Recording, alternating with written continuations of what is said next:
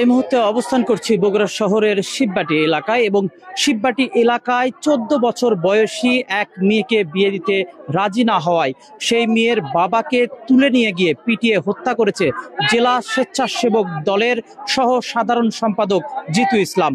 এবং এই ঘটনায় যাকে অর্থাৎ মেয়ের বাবাকে হত্যা করা হয়েছে তার নাম শাকিল। তিনি এই শিববাটি এলাকার মৃত সাজু মিয়ার ছেলে, এবং তিনি এই যে আমার পিছনে ক্যামেরার চোখে যে বাড়িটি দেখতে পাচ্ছেন এই বাড়িতেই অর্থাৎ নিহত শাকিল ভাড়া থাকতেন তার পরিবার নিয়ে। তার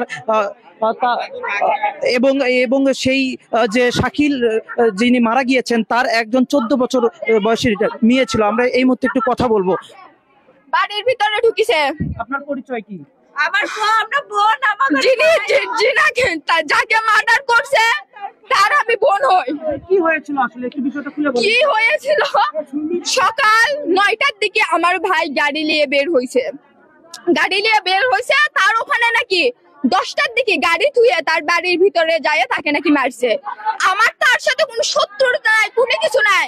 ধরেন আপনার সাথে আমার কোনো কিছু হয় না, আমি যাই আপনাকে মিশাই মারবো, হয়তো কোনো কারণ আছে।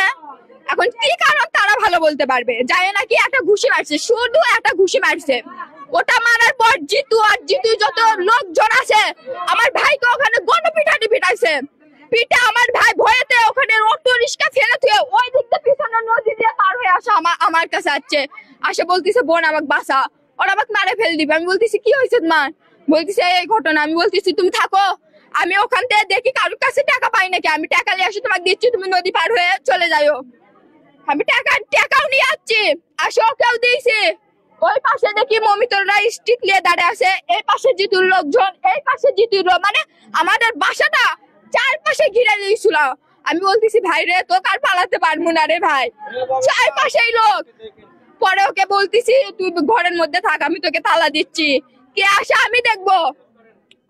আমি ওকে তালা দিয়েছি ঘরের মধ্যে, তালা দিয়ে আসে বাইরে দাঁড়িয়ে আসি। দেখি জিতুর যত চ্যাংড়া প্যাংড়া আছে হুন্ডে নিয়ে আসে কই থেকে যেন খবর পাইছে যে হলো যে ছেলে এখানে আছে। পরে দৌড়ে মানে ওরা সবাই আসে আমরা যে মহিলা মানুষ আমাদের যে মানবে তা না, ও সুজা ভিতরে গেছে একবারে, যাই গেট খুলে ওকে টানতে টানতে ঘর থেকে নিয়ে আসছে। ও হাত পাও ধরছে জিতুর পর্যন্ত, ভাই আমাকে মারিস নে রে ভাই।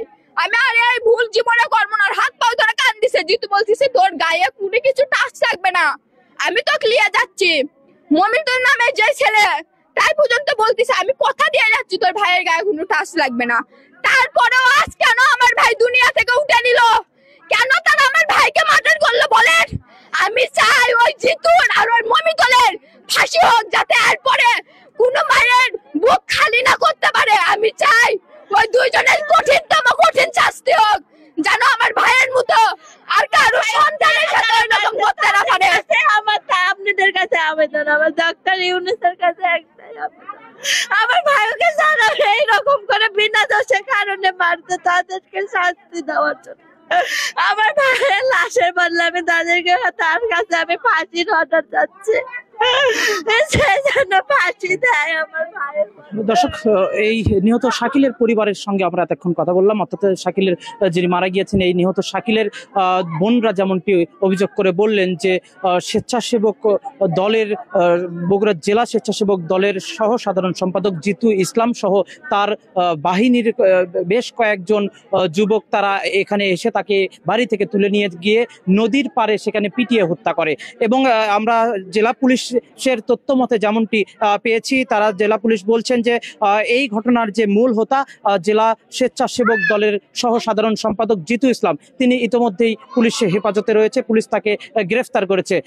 এই ছিল বগুড়া শহরের শিববাটি এলাকার যে শাকিল হত্যাকাণ্ড, সেই হত্যাকাণ্ডের খবর এতক্ষণ আপনাদের সঙ্গে জানাচ্ছিলাম। এতক্ষণ আপনাদের সঙ্গে সরাসরি যুক্ত ছিলাম আমি ববিন রহমান।